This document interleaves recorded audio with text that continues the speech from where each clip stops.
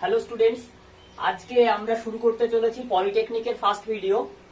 তো সেখানে analogue electronic subject শুরু করছি। প্রথম যে টপিকটা আজকে সেটা হলো কন্ডাক্টর, সেমিকন্ডাক্টর অ্যান্ড ইনসুলেটর। আর কি দেখবো? Energy band diagram. তো দেখো, কন্ডাক্টর, সেমিকন্ডাক্টর অ্যান্ড ইনসুলেটর। প্রথমত এই তিনটে জিনিস আমরা যে এতদিন পর্যন্ত যা জেনে এসেছি বা শুনলে যেটুকু বোঝায়, যে কন্ডাক্টর মানে যে কারেন্ট বা তড়িতের সুপরিবাহী, আর ইনসুলেটর মানে যে পরিবাহী নয়, যে তড়িৎ পরিবহন করতে পারে না। সাপোজ ধরে নাও, উদাহরণস্বরূপ কাঠ, ইট, পাথর, যা ধরবে, তো সেগুলো কি ইনসুলেটর। তাহলে সেমিকন্ডাক্টরটা সম্পর্কে একটু আইডিয়া আছে, যেটাকে আমরা বলি অর্ধ পরিবাহী। তো অর্ধ পরিবাহী মানে কি? মানে এর মধ্যে তড়িৎ পরিবহন করার ধর্মও রয়েছে, আবার তড়িৎকে বাধা দেওয়ার ধর্মও রয়েছে। দুটো ধর্ম একসাথে বর্তমান। কিরকম ব্যাপার?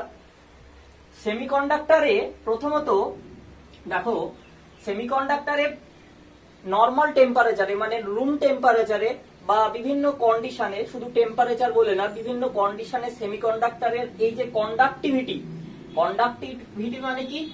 পরিবাহিতা, যে ধর্ম, সেই ধর্মটাকে পরিবর্তন করা যায়। মানে একটা টেম্পারেচারে হয়তো সেমিকন্ডাক্টর ইনসুলেটর হিসেবে কাজ করছে, টেম্পারেচার ইনক্রিজ করলাম, সেমিকন্ডাক্টর কি করে?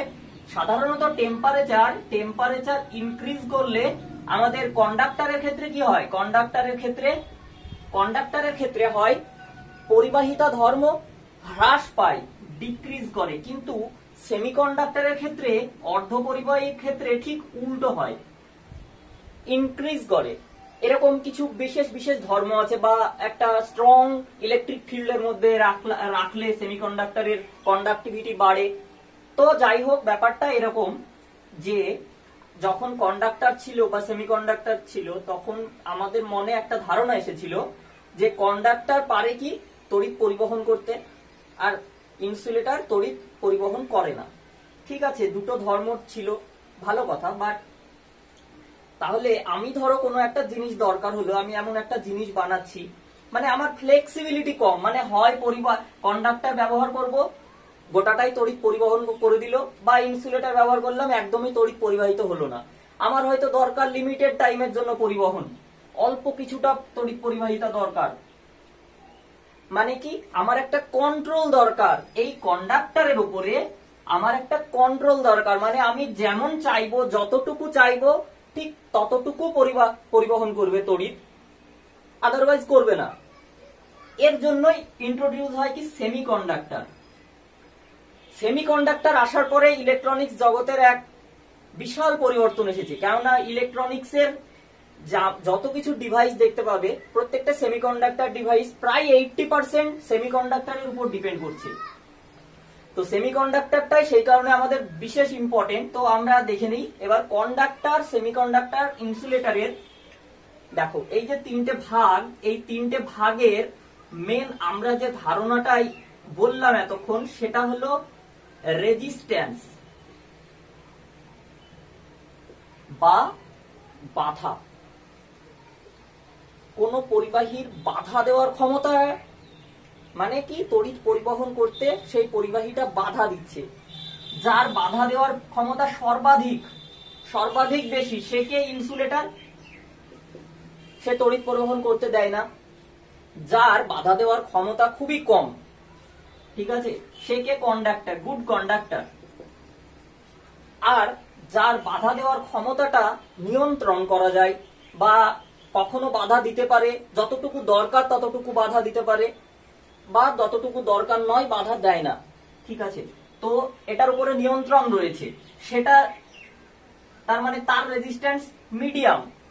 রেজিস্ট্যান্স আমার একটা নিজের ইচ্ছার উপর ডিপেন্ড করে আমি রেজিস্ট্যান্স তার কমানো বাড়ানো এগুলো করতে পারি। সেটা হলো কি? সেমিকন্ডাক্টর। এটা হলো রেজিস্ট্যান্সের ভিত্তিতে আমরা এতক্ষণ যেটা বললাম, সেটা হলো রেজিস্ট্যান্সের পয়েন্ট অফ ভিউ থেকে। আমরা এবার কিভাবে শিখবো? এবার শিখবো আমরা আরেকটু গভীরে যাব। আচ্ছা, রেজিস্ট্যান্স, বাধা দেওয়ার ক্ষমতা, এটা তো তৈরি হচ্ছে ভেতরে, বাধা দেওয়ার ক্ষমতা বা আছে কন্ডাক্টরের মধ্যে বলো, সেমিকন্ডাক্টরের মধ্যে বলো, বা ইনসুলেটরের মধ্যে বলো। তো এই যে রেজিস্ট্যান্স আরো গভীরে গিয়ে অ্যানালাইসিস করে দেখবো যে কেন বাধাটা সৃষ্টি হচ্ছে। এর জন্যই আসবে কি আসবে এনার্জি ব্যান্ড ডায়াগ্রাম। ঠিক আছে, energy band diagram. Energy band diagram বইয়ে তোমরা দেখলে প্রথমেই দেখতে পাবে যে এনার্জি ব্যান্ড ডায়াগ্রাম, এদিকে এনার্জি, এদিকে গেল কন্ডাকশন ব্যান্ড, এদিকে গেল তোমার এটা হলো ফরবিডেন গ্যাপ। ঠিক আছে, কন্ডাকশন ব্যান্ড, আর এটা হলো ভ্যালেন্স ব্যান্ড। ভ্যালেন্স ব্যান্ড তো দেখো বইয়েও দেখতে পাবে বিভিন্ন জায়গাতে, তুমি সব জায়গাতে। আমাদের প্রবলেমটা কোথায় তৈরি হয় বলো তো, যে আমরা প্রথমেই যাই, চ্যাপ্টার শুরু করলাম সেমিকন্ডাক্টরের, কিংবা এই প্রথম কি কন্ডাক্টর, সেমিকন্ডাক্টর আর ইনসুলেটর, আমরা বুঝতে যাব গভীরে, কিন্তু প্রথমে স্টার্ট করি কি কন্ডাকশন ব্যান্ড, ভ্যালেন্স ব্যান্ড। আসলে কি জিনিস ভ্যালেন্স ব্যান্ডটা, কি জিনিস কন্ডাকশন ব্যান্ডটা, কি জিনিস বা ফরবিডেন গ্যাপটা কোথায় থেকে আসলো, এর সাথে আমার এই রেজিস্ট্যান্সের সম্পর্কটা কি, কি কারণের জন্য রেজিস্ট্যান্স কমা বাড়া করছে, তাই না? এই প্রশ্নগুলো আমরা যদি ক্লিয়ার করতে পারি তাহলে আমাদের টোটাল চ্যাপ্টারটা ক্লিয়ার হয়ে যাবে। ভিডিও যত মিনিটের হবে তোমরা স্কিপ না করে পুরো ভিডিওটা দেখো, আমি তোমাদেরকে কথা দিলাম পুরো কনসেপ্ট তোমাদের ক্লিয়ার হয়ে যাবে। তো দেখো কন্ডাকশন ব্যান্ড, ভ্যালেন্স ব্যান্ড আর ফরবিডেন গ্যাপ, এটা ফরবিডেন গ্যাপ। ব্যাপারটা হলো যে এই যে ইলেকট্রন প্রবাহে বাধা সৃষ্টি হচ্ছে, তো বাধাটা কোথায় সৃষ্টি হচ্ছে? মেনলি বাধা সৃষ্টি হচ্ছে আমাদের এই যে ভ্যালেন্স ব্যান্ডে থাকে ভ্যালেন্স ইলেকট্রন। এই ভ্যালেন্স ইলেকট্রন ফ্রি ইলেকট্রন হিসেবে কোথায় যায়? কন্ডাকশন ব্যান্ডে যায়, এই ফরবিডেন গ্যাপ পার করে। তো এই যে কন্ডাকশন ব্যান্ডে যায়, এই যে গেল ইলেকট্রনের ফ্লো, এর কারণের জন্যই কি হবে? ইলেকট্রিসিটি ফ্লো হবে বা তড়িৎ প্রবাহ হবে। তো এই যে তড়িৎ প্রবাহ হচ্ছে, ঠিক আছে,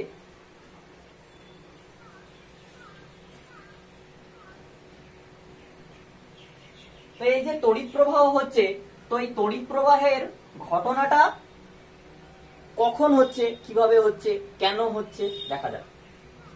এর জন্য আমরা একটু অ্যাটমিক কনসেপ্টে চলে যাব। অ্যাটমিক কনসেপ্ট মানে হলো আমরা এবার একটু পারমাণবিক আকার নিয়ে কথাবার্তাতে যাব।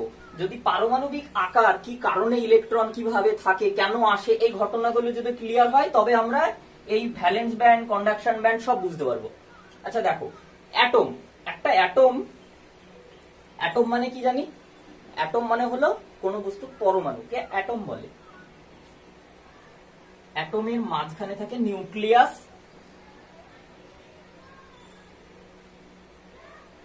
আর তার চারপাশে থাকে ইলেকট্রন। ফার্স্ট সেল, এগুলোকে এক একটা সেল বলে, সেল। এই যে সেল, ফার্স্ট সেলে ইলেকট্রন থাকার, এই যে প্রত্যেকটা সেল এর ইলেকট্রন থাকার জায়গা দুটো। মানে কি, আমি যদি খুব সহজভাবে বলি, এই প্রত্যেকটা সেলে এক একটা করে কটা করে ইলেকট্রন থাকতে পারবে বা বসতে পারবে, তার জন্য নির্দিষ্ট চেয়ার বা জায়গা রাখা আছে। ফার্স্ট সেলে থাকে দুটো, তারপরে আউটার মোস্ট সেলে যদি তিনটে সেল থাকে তাহলে সব বাইরে। প্রত্যেকটা মানে ফার্স্ট সেলের পরে আউটার মোস্ট সেল গুলোতে থাকে 8টা করে ইলেকট্রন থাকার জায়গা। 8টা, 2, 4, 6, 8টা। এবার কথা হলো যে এই যে 8টা ইলেকট্রন আছে, এই আউটার মোস্টে যতগুলো ইলেকট্রন থাকে সেই ইলেকট্রন গুলোকে বলে ভ্যালেন্স ইলেকট্রন। তাহলে ফ্রি ইলেকট্রন কি? আসছি, দেখো ভ্যালেন্স ইলেকট্রন, এই ভ্যালেন্স ইলেকট্রন, এবার এই যে 8টা জায়গা থাকে, 8টা সিট থাকে বসার ইলেকট্রনের, এই 8টা সিট যদি কোনো অ্যাটমের ফুলফিল থাকে তাহলে সেই অ্যাটমটা কি অক্টেট স্টেটে রয়েছে। অক্টা হলো একটা গ্রিক শব্দ, অক্টা, যার মানে হলো 8। ঠিক আছে, তো সেখান থেকে এসেছে অক্টেট স্টেট। অক্টেট স্টেটে যে কোনো অ্যাটম তার এই অক্টেট স্টেটটাকে পূর্ণ করার চেষ্টা করে। যদি পূর্ণ হয়ে যায় তাহলে অ্যাটমটা একটা স্টেবল স্টেজে আছে। স্টেবল স্টেজে থাকে। তো এই যে স্টেবল স্টেজ, এই স্টেবল প্রত্যেকটা অ্যাটম তার স্টেবিলিটির জন্য চেষ্টা করে। মানে যদি তার আউটার মোস্ট সেলে একটা ইলেকট্রন, ধরো এখানে ইলেকট্রন নেই, কম থাকে, তাহলে সে কি করবে, একটা ইলেকট্রন গ্রহণ করার চেষ্টা করবে, দিয়ে তার এই 8টা সিট পূর্ণ করে স্টেবল হওয়ার চেষ্টা করবে। যদি একটা ইলেকট্রন, ধরো তার এবার কখন ইলেকট্রন বর্জন করবে সেই প্রশ্নটা আসে। দেখা গেল, আচ্ছা এটাকে বললো ভ্যালেন্স ইলেকট্রন। এই ভ্যালেন্স ইলেকট্রন, দেখো একটা অ্যাটম তো সিঙ্গেল অ্যাটম থাকে না, অ্যাটম একটা ক্রিস্টাল আকারে থাকে। ধরো আমি সাপোজ ধরলাম ম্যাগনেসিয়াম। ম্যাগনেসিয়ামের ফার্স্ট সেলে থাকে, এটা ধরো নিউক্লিয়াস, ফার্স্ট সেলে থাকে 2টো, তারপরের সেলে থাকে 8টা। ম্যাগনেসিয়ামের 3টে সেল, হ্যাঁ, তারপরের সেলে থাকে 8টা, আর আউটার মোস্ট সব থেকে তো বাইরের সেলে থাকে আমার দুটো ইলেকট্রন। আর ধরো এবার আর একটা উদাহরণ নিই, সেটা হলো ক্লোরিন। ক্লোরিনের ভেতরের, এটা ধরো নিউক্লিয়াস, ভেতরে থাকে 2টো,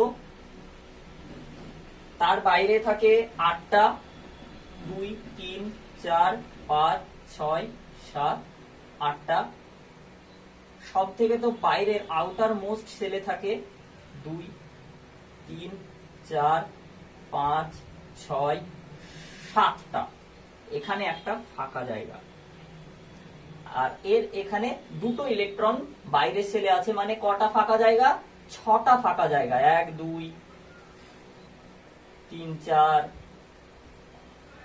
5, ধরো 6টা ফাঁকা জায়গা। তাহলে কার পক্ষে কি সুবিধা হবে, দেখো এর 2টো ইলেকট্রন আছে, ভেতরের সেলে কটা আছে, 8টা আছে। তার মানে এর পক্ষে সব থেকে তো সুবিধাজনক কি হবে, এই 2টো ইলেকট্রনকে যদি সে অন্য কাউকে ডোনেট করে দিতে পারে, দান করে দিতে পারে, সেটা তার সুবিধা, নাকি 6টা ইলেকট্রন কারোর সঙ্গে ধার নেওয়াটা সুবিধা? তার মানে 6টা ইলেকট্রন গ্রহণ করতে যতটা সুবিধা কেউ দেবে না 6টা ইলেকট্রন। তো 6টা ইলেকট্রন গ্রহণ করার চেয়ে তার সুবিধা কি, 2টো ইলেকট্রন বর্জন করা, বাইরে বের করে দেওয়া, মানে অন্য কাউকে ডোনেট করা। সেই জন্য ম্যাগনেসিয়াম কি করে, তার 2টো ইলেকট্রন বাইরে অন্য কাউকে, অন্য কোনো অ্যাটমকে দান করে দেয়। কি করছে, ডোনেট করছে। সেই জন্য ম্যাগনেসিয়াম হলো একটা ডোনেটার। দেখো 2টো ইলেকট্রন যদি বেরিয়ে যায় তাহলে এইটা আউটার মোস্ট সেল হয়ে গেল, মানে এই সেলটা তো তাহলে বাদ হয়ে গেল, এইটা সব থেকে তো বাইরের সেল হয়ে গেল। মানে কি 8টা ইলেকট্রন তো অলরেডি আছে, তার মানে কি হলো, এর অক্টেট স্টেট পূর্ণ হয়ে গেল, এ একটা স্টেবল অবস্থায় চলে আসলো। প্রত্যেকটা অ্যাটমই চাই স্টেবল অবস্থায় আসতে। কিন্তু যদি ক্লোরিনের কথা ভাবি, ক্লোরিনের বাইরে একটা মাত্র সিট ফাঁকা আছে, ইলেকট্রন। সে এই 7টা ইলেকট্রন কাউকে দান করতে যাবে, করবে না নিশ্চয়। সে বলবে কি, তুই আমাকে, অন্য কোনো অ্যাটমকে বলবে তুই আমাকে একটা ইলেকট্রন দে, আমি স্টেবল হয়ে যাই। তাহলে তার কি, গ্রহণ করার প্রবণতা বেশি, বর্জন করবে না ইলেকট্রন, ডোনেট করবে না, অ্যাকসেপ্ট করবে একটা ইলেকট্রন। তাহলে এর ক্ষেত্রে কি হবে, একটা ইলেকট্রন, সিঙ্গেল ইলেকট্রন গ্রহণ করবে, সেই জন্য অ্যাকসেপ্ট করছে। সেই জন্য এ কি দিয়ে অ্যাকসেপ্ট করলে এর 8টা, এর আউটার মোস্ট সেল এটাই হয়ে গেল, মানে কি 8টা পূর্ণ হয়ে গেল, মানে কি স্টেবল হয়ে গেল। সেই জন্য এ কি করবে, অ্যাকসেপ্ট করবে, আর এ কি করবে, ডোনেট করবে।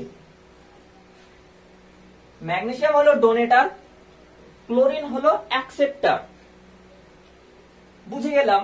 এবার প্রশ্ন হলো, এই যে বাইরের সেলে ইলেকট্রন যেগুলো আছে সেগুলোকে আমরা কি বললাম, ভ্যালেন্স ইলেকট্রন। তো একটা তো সিঙ্গেল অ্যাটম থাকে না, থাকে ক্রিস্টাল আকারে অনেকগুলো অ্যাটম। ধরো সাপোজ ম্যাগনেসিয়ামের একটা ক্রিস্টাল নিলাম, যার মধ্যে হয়তো সাপোজ দেখা গেল 25টা অ্যাটম রয়েছে, ধরে নাও, তোমাদের বোঝানোর জন্য, সুবিধার জন্য আমি বলছি। ধরো 25টা অ্যাটম রয়েছে, তাহলে এর টোটাল কতগুলো ইলেকট্রন দরকার হবে? 25টা ইলেকট্রন সে নেবে অন্য কারোর কাছ থেকে একটা একটা করে। ঠিক আছে, এর ধরো ম্যাগনেসিয়ামেরও ধরো একটা ক্রিস্টাল, যার মধ্যে ধরো আবার ধরলাম 25টা আছে, 25টা অ্যাটম রয়েছে। সে কি করবে, 25টা এ কি করছিল, দুটো করে ভাগ ডোনেট করছিল। এর ক্ষমতা কত? দুটো ইলেকট্রন দান করার ক্ষমতা আছে। সে 25 দুগুলো 50টা ইলেকট্রন ডোনেট করে দেবে। দেখো 50টা ইলেকট্রন এই যে ডোনেট করলো বা অ্যাকসেপ্ট করছে, অ্যাকসেপ্টের কথায় পরে যাচ্ছি আমি। ধরো ডোনেট করলো, তার মধ্যে এই যে 50টা ইলেকট্রন একটা ক্রিস্টালের নিশ্চয়ই একই জায়গায় থাকবে না, অনেকটা জায়গা জুড়ে থাকবে। এই যে জায়গা জুড়ে থাকা যে রিজিয়নটাই থাকবে এই ইলেকট্রনগুলো, এই দান করা ইলেকট্রনগুলো একটা জায়গায় ঘোরাঘুরি করবে। ধরে নাও, তোমাদের খুব বোঝার সময় আমি যতটা পাচ্ছি সহজভাবে বোঝানোর চেষ্টা করছি। যে অংশে এই ডোনেটার এই ইলেকট্রনগুলো ম্যাগনেসিয়ামের রয়েছে, এই রিজিয়নটাকেই বলছে কি, ভ্যালেন্স ইলেকট্রন রয়েছে, আউটার মোস্ট শেলের ইলেকট্রন গুলো, সেই জন্য এটাকে বলছে ভ্যালেন্স ব্যান্ড। এই যে ভ্যালেন্স ব্যান্ড, এটা ম্যাগনেসিয়ামের ক্ষেত্রে আমি উদাহরণ দিলাম, প্রত্যেকটা অ্যাটমের ক্ষেত্রেই। তাহলে এটাকে কি বলবো আমরা, ভ্যালেন্স ব্যান্ড। এই ব্যান্ডের মধ্যে, এই এরিয়ার মধ্যে এই ইলেকট্রন গুলো রয়েছে। এবার এই আসল গল্পটা হলো এনার্জি ব্যান্ড ডায়াগ্রামে। ধরো এটা একটা, ধরো কাঠের একটা টুকরো, ধরো এটা একটা কপারের টুকরো সিল। আমি খুব বোঝানোর জন্য খুব সহজভাবে বোঝানোর চেষ্টা করছি, যদিও এটা সঠিক নয় মানে কি, মানে আমি তোমাদেরকে বোঝানোর জন্য চেষ্টা করছি। দেখো, ধরো এখান থেকে আমি ইলেকট্রিসিটি দিচ্ছি, এ পাশ থেকে আমি ইলেকট্রিসিটিটা কালেক্ট করব। আমি তড়িৎ প্রবাহ এই দিক দিয়ে দিলাম, এদিক দিয়ে কালেক্ট করছি। ধরো মাঝখানে উডের একটা প্লেট লাগানো আছে, কপারের একটা প্লেট লাগানো আছে। তোমাদেরকে যদি জিজ্ঞাসা করা হয় যে আচ্ছা কোনটার মধ্যে দিয়ে কারেন্ট ফ্লো করবে, তোমরা সহজেই বলবে যে কপার হলো কন্ডাক্টর, গুড কন্ডাক্টর, কপারের মধ্যে দিয়ে কারেন্ট ফ্লো করবে, কিন্তু কাঠের মধ্যে দিয়ে করবে না। ঠিক আছে, তার কারণটা কি? দেখো, কপারের মধ্যে এইখানে আসলো, ধরো এইবার আসলো, এখানটায় রয়েছে ভ্যালেন্স ব্যান্ড, এই প্লেটটা, এখানে রয়েছে ভ্যালেন্স ইলেকট্রন, আর এইখানে রয়েছে ধরো এটা ধরো কন্ডাকশন ইলেকট্রন, কন্ডাকশন ব্যান্ড। এই কন্ডাকশন ব্যান্ড মানে কন্ডাকশন এরিয়ায় এইখান থেকে ইলেকট্রন ফ্রি হয়ে এখানে যদি যায় তবেই তো ইলেকট্রনের ফ্লো হবে। ইলেকট্রনের ফ্লো হওয়া মানেই কারেন্টের ফ্লো হওয়া।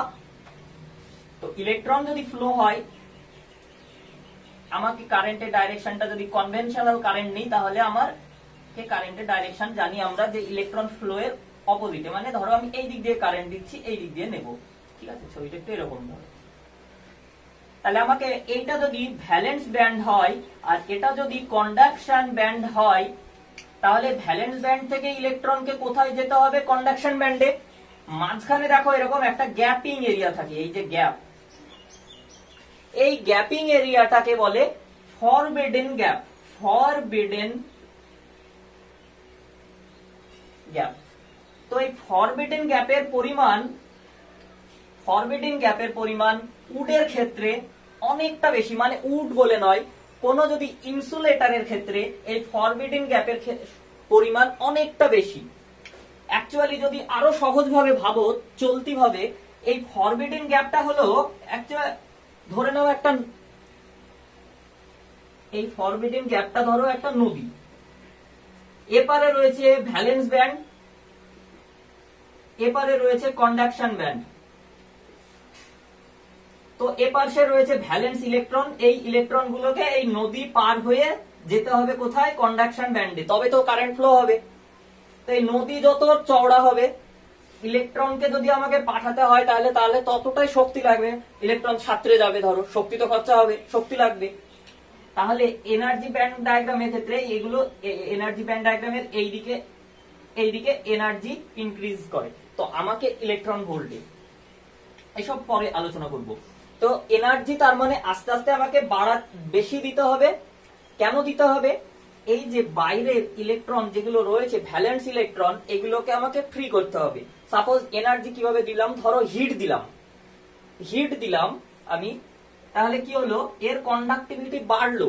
ধরো সেমিকন্ডাক্টরে হিট দিলাম, ঠিক আছে, সেমিকন্ডাক্টরে হিট দিলাম, তো হিট দিলে কন্ডাক্টিভিটি একটু করে ইনক্রিজ হচ্ছে মানে এই যে ভ্যালেন্স ইলেকট্রন যেগুলো রয়েছে সেগুলো একটু করে এনার্জি বাড়ছে। এতটাই এনার্জি বেড়ে গেল যাতে এই ইলেকট্রন এইখানকার এই যে বন্ডিং যেটা রয়েছে, বাধা, এই বাধাটাকে ছাড়িয়ে কন্ডাকশন বান্ডে যাওয়ার চেষ্টা করবে। মানে কি, এই নদী সাত্রী চলে গেল। তো এই ফরবিডেন গ্যাপ যত বেশি হবে ইলেকট্রনের তত বেশি শক্তির প্রয়োজন হবে, বাইরে থেকে ততটা বেশি শক্তি সরবরাহ করতে হবে, সেটা হিট এনার্জি হোক, অন্য এনার্জি হোক, ঠিক আছে, যাই হোক, তো বেশি সাপ্লাই করতে হবে। তাহলে ফরবিডেন গ্যাপ যত বেশি হবে, কার বেশি হবে সব থেকে? তো ইনসুলেটরের বেশি। এতটাই বেশি যে এখানে হিট দাও, এনার্জি যতই বাইরে থেকে করো, পসিবল না, ইলেকট্রন ওপাশে যেতে পারে না, কন্ডাকশন ব্যান্ডে ফ্লো করতে পারে না। তার কারণ এই ইলেকট্রনের মধ্যে এতটাই শক্তি, এনার্জি দেওয়া বা সঞ্চয় করা সম্ভব নয় যে সে এই ডিস্টেন্সটা কভার করতে পারে। তাহলে এবার সেমিকন্ডাক্টরের ক্ষেত্রে কি হয়, এই ভ্যালেন্স এই মাঝের এই ফরবিডেন গ্যাপটা লেন্থ খুব ছোট হয়, মানে নদীর পরিমাণ খুব ছোট। ইলেকট্রনকে অল্প সামান্য একটু হিট দিলাম বা এনার্জি দিলাম, ইলেকট্রন সাথে সাথে কন্ডাকশন ব্যান্ডে চলে যেতে পারে। আর এর ক্ষেত্রে যদি গুড কন্ডাক্টর হয়, সেক্ষেত্রে কি হয়, এই ভ্যালেন্স ব্যান্ড আর কন্ডাকশন ব্যান্ডের ওভারল্যাপ হয়ে যায়। মানে কি, মাঝে আর কোনো নদী নেই, মানে ব্রিজ হয়ে গেল ধরো। মানে ইলেকট্রন নর্মাল টেম্পারেচারে বাইরে থেকে দেওয়ার দরকারই হয় না, electron free electron normally electron কি করে, ওইদিকে চলে যায়, কন্ডাকশন ব্যান্ডে চলে যায়। মানে নর্মালি রুম টেম্পারেচারেই সে কভার করতে পারে ডিস্টেন্সটা, বা যেতে পারে এই ভ্যালেন্স ব্যান্ড থেকে কন্ডাকশন ব্যান্ডে যেতে পারে। তাহলে কি ইলেকট্রিসিটি ফ্লো করে। ব্যাপারটা হলো আমরা বুঝে গেলাম এবার যে valence band, conduction band, forbidden gap. আচ্ছা, এবার দেখবো আমরা যে ভ্যালেন্সি কি। ভ্যালেন্স ব্যান্ডে ইলেকট্রনকে বললাম আমরা ভ্যালেন্স ইলেকট্রন। কোন অ্যাটমের এই ইলেকট্রন বর্জন করা বা গ্রহণ করা, এই যে ক্ষমতা সেই অ্যাটমটার, এটাকে বলছে কি, ভ্যালেন্সি। এই ভ্যালেন্সি আমরা যদি কেমিস্ট্রি থেকে দেখি, তাহলে কেমিস্ট্রি যখন পড়বো তখন আরো ডিপলি বুঝবো। এই ভ্যালেন্সি আবার যদি 4 থেকে 4 থেকে কম হয় তাহলে সেটাই হয় ভ্যালেন্সি ইলেকট্রন, আর ভ্যালেন্সি পরিমাণ সমান হয়, ঠিক আছে। আর যদি ভ্যালেন্সি ইলেকট্রনের সংখ্যা ইকুয়ালস টু ভ্যালেন্সি, সেটাই ভ্যালেন্সি, তার ক্ষমতা। যদি 4 থেকে বেশি হয়ে যায় তাহলে সেখানটায় কি করতে হয়, -8 বিয়োগ করতে হয় সংখ্যা থেকে, তাহলে তার ভ্যালেন্সি নেগেটিভে চলে আসে। এখন কেমিস্ট্রি পড়বো তখন আমরা সেগুলো ক্লিয়ার ভাবে দেখব। ইনসুলেটরের ক্ষেত্রে আরেকটা জিনিস বলে দিই, ধরো এখানটায় ধরো স্টেবিল অবস্থায় রয়েছে, ধরো ইনসুলেট যদি স্টেবিল অবস্থায় রয়, অলরেডি একটা অ্যাটম 8টা ইলেকট্রন, সাপোজ ধরো 8টা ইলেকট্রন, ধরো নিয়ন, যেগুলো তোমার হিলিয়াম আছে, তারপরে নিয়ন আছে, ঠিক আছে, নিয়ন, হিলিয়াম, এদের কি হয়, হিলিয়ামের ক্ষেত্রে দুটো মানে ওর আউটার মেস ছেলে দুটোই পূর্ণ থাকে। তো নিয়নের ক্ষেত্রে কি হয়, ধরো বাইরের শেলে অলরেডি 8টা আছে, মানে তার অক্টেট স্টেট পূর্ণ, সে স্টেবিল অবস্থায় রয়েছে। তাহলে তার কাছ থেকে ইলেকট্রন বাইরে বার করা, ফ্রি ইলেকট্রন বের করা, একটা ইলেকট্রনকে এখান থেকে বের করতে বেশি শক্তির প্রয়োজন হবে, বা ইলেকট্রন বের করা সম্ভব নয়, তাই না। তাহলে ঠিক ঘটনাটা এখানটায় অনেকটা আমার ইনসুলেটরের ক্ষেত্রে সেরকমই ঘটে। ইনসুলেটরের ক্ষেত্রে প্রথমত থাকে, ফার্স্ট অফ অল থাকে, আমরা কি দেখলাম, ফরবিডিং গ্যাপের পরিমাণ অনেক বেশি। যদিও বা ফ্রি করা সম্ভব হয়, তবুও এখানটায় এতটাই গ্যাপ থাকে যে এনার্জি দিয়ে, বাইরে থেকে এনার্জি দিয়ে সেই গ্যাপটা পূর্ণ করে কন্ডাকশন ব্যান্ডে নিয়ে যাওয়া সম্ভব হয় না বা যায় না। সেই কারণে সেটা কি হিসাবে কাজ করে, ইনসুলেটর বা অপরিবাহী হিসেবে কাজ করে। তো আজকের ভিডিওটা এই পর্যন্তই, পার্ট 1টা। তোমরা অবশ্যই দেখো পার্ট 2টাতে দেখো। পার্ট 2তে আমরা semiconductor, intrinsic semiconductor, extrinsic semiconductor, কিভাবে ইমপিউরিটি মেশায়, কি ডোপিং কি জিনিস, এগুলো আর কি আলোচনা করব সেকেন্ড পার্টে। তো ভিডিওটা ভালো লাগলে অবশ্যই কমেন্ট করো, লাইক করো, শেয়ার করো। Thank you, bye by.